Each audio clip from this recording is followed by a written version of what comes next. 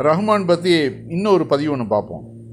பல காலங்களுக்கு முன்னாடி 2014 நான் வந்து பிளாக்கரில் எழுதின ஒரு பதிவு அது இப்போ ரஹ்மான் சொன்னதுக்கும் பொருந்துது. அதனால் அந்த பதிவு அப்படியே நான் காப்பி பேஸ்ட் பண்ணுறேன். நான் எழுதுனது தான் அது. இப்போ ரஹ்மான் என்ன சொல்கிறாரு, எனக்கு வந்து பாயின்னு கூப்பிடாதீங்க, எனக்கு அது பிடிக்கல அப்படிங்கிறாரு. அது அவரோட சொந்த விருப்பம்.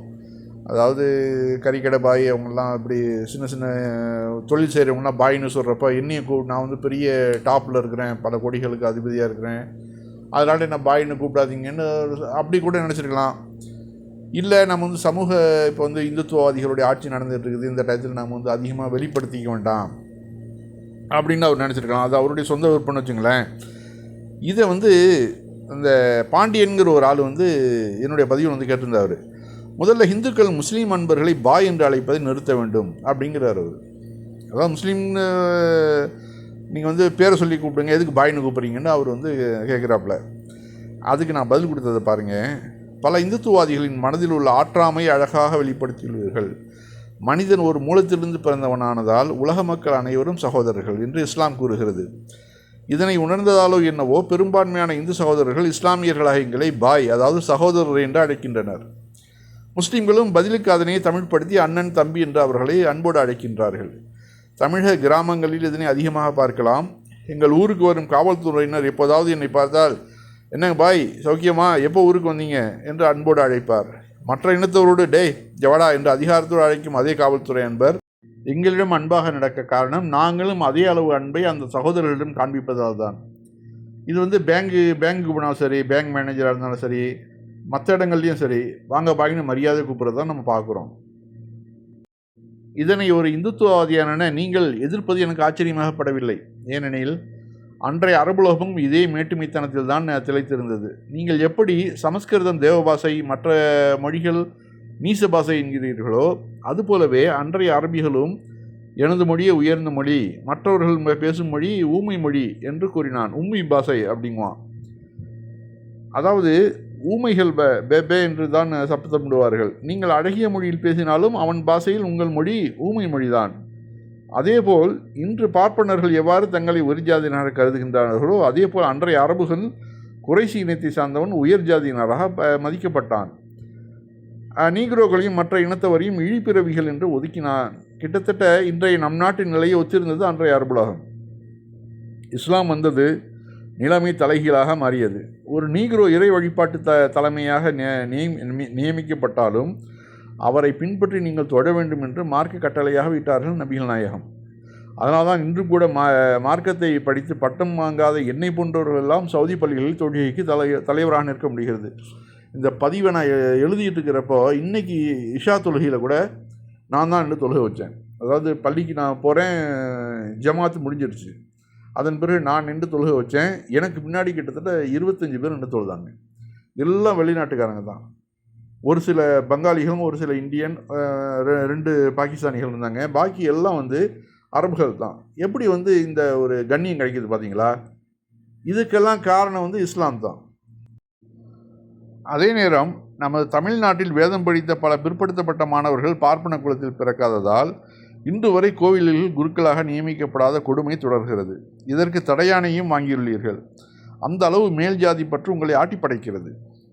இந்த ஜாதி திமுறை தூரமாக்கி அன்போடு எங்களை பாய் என்று அழைப்பது உங்களுக்கு எரிச்சலை உண்டு பண்ணுகிறது. ஒருமுறை ஜூனியர் விடனில் மதம் மாறிய தலித் இளைஞன் பேட்டி கண்டனர். மதம் மாறியதால் உங்கள் இழிவு நீங்கிவிட்டதாக நினைக்கிறீர்களா அப்படின்னு அவன் கேட்குறாரு. யார்? ஜூனியர் விடன் நிருபர். அதுக்கு அங்கே உள்ள மதம் மாறிய ஒரு தலித் சொல்கிறாப்புல, என்னை விட சிறுவர்களெல்லாம் முன்பு என்னை டேய் சரவணா என்று தான் அழைப்பார்கள். ஆனால் இன்று நான் மதம் மாறியவுடன் அதே நண்பர்கள் ரஹ்மான் பாய் சௌக்கியமா என்று கேட்கின்றனர். மற்ற இழிவுகள் நீங்குகிறதோ இல்லையோ, இந்த ஒரு இழிவு நீங்கினாலும் என்னை பொறுத்தவரை போதுமானது என்றார் அந்த இளைஞர். அப்போ வந்து எந்த அளவு மனசால் பாதிக்கப்பட்டிருப்பான்னு பார்த்துங்க. அதாவது அவரை விட வயசில் சின்னவன் கூட டேய் சரவணான்னு கூப்பிடுவானா. இன்றைக்கி முஸ்லீமாக அவர் மாறினது பிறகு என்ன ரஹ்மான் பாய் எப்படி இருக்கீங்க அப்படின்னு அதே ஆள் வந்து கேட்குறான்னாக்க, அப்போ வந்து அந்த அந்த மொழிக்கும் அரபு மொழியில் இவன் பேர் வைக்கிறதுக்கும் இந்த பாய்ங்கிற வார்த்தைக்கும் எந்த அளவு கண்ணியம் கிடைக்குதுன்னு பார்த்துங்க. அதோட தொடர்ச்சியை பார்க்கும்போது, ஆகவே பாய் என்ற இந்த வார்த்தைக்கு அத்தனை சக்தி இருக்கிறது. நீங்கள் விரும்பாவிட்டாலும் மத நல்லிணக்கத்தையும் உலக மனிதர்களையும் நேசிக்கும் பெரும்பான்மையான இந்துக்கள் எங்களை பாய் என்றே அழைப்பர். அதை நாங்களும் விரும்புகிறோம். ஏனெனில் இந்த வார்த்தையின் பின்னால் ஒன்றே குலம் ஒருவனே தேவன் என்ற திருமந்திர வரிகளும் மறைந்துள்ளது. ஒட்டுமொத்த தமிழகத்தில் 2% இருக்கும் உங்களை போன்ற இந்துத்துவாதிகளை நாங்களும் பொருட்படுத்துவதே இல்லை அப்படின்னு அந்த பதிவு வந்து நம்ம முடித்தேன். இது வந்து 2014 எழுதுனது. இப்போ வந்து கிட்டத்தட்ட 10 வருஷத்துக்கு மேலே ஆகுதுன்னு வச்சுங்களேன்.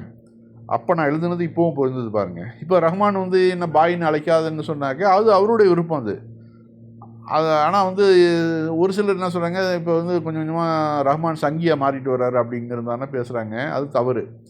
ஏன்டா அவர் ஒரு தடவை அவரை வந்து பேட்டி காணும்போது ஒரு 10 வருஷத்துக்கு முன்னாடி உங்களை வந்து பலர் திலீப் குமார்னு கூப்பிட்றாங்க, உங்களை ரஹ்மான்னு கூப்பிட்றாங்க, எப்படி நீங்கள் வந்து விரும்புகிறீங்க அப்படின்னு சொல்லிட்டு ஒரு நிருபர் கேட்குறாரு.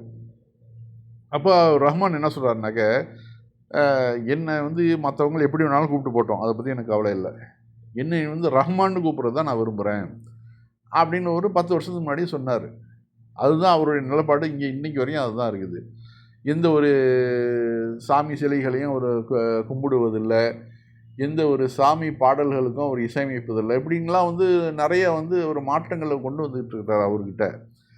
தர்காவுக்கு போகிறது அது தவறு தான், அது கொஞ்சம் கொஞ்சமாக மாற்றப்படும். இப்போ அவருடைய மகள் கத்தீஜா எப்படி இருக்கிறாங்க, அவருடைய மகள் கத்தீஜா வந்து ஒரு சாதாரண ஒரு முஸ்லீமு கூட முகத்தை திறந்து போட்டு தான் வருவாங்க வெளியில். அந்த பொண்ணு என்னன்னாக்க சுத்தமாக முகத்தை மூடிக்கிட்டு தான் வருது வெளியில். அவர் ரஹ்மான்ட்டு போய் கேட்குறாங்க, என்ன இப்படி முகத்தை மூடிட்டு வராங்கன்னா, நான் என் மகளை வந்து கட்டுப்படுத்த முடியாது, நான் சொல்லிட்டேன், ஆனாலும் அவங்க கேட்குற சில விஷயங்களுக்கு என்னால் பதில் சொல்ல முடியல, அதனால் அவர் போக்குக்கே விட்டுட்டேன் நான் அப்படிங்கிறாரு.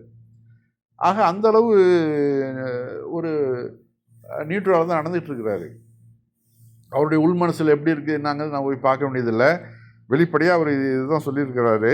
அவர் பாயின்னு கூப்பிட்றத விரும்பலைங்கிறப்ப அதை நம்ம விட்டுற வேண்டியது. விரும்பக்கூடியவங்களுக்கு பாயின்னு சொல்லிட்டு போகிறோம், ஒன்றும் பிரச்சனை இல்லை. அதுதான் நம்ம சொல்ல வருது.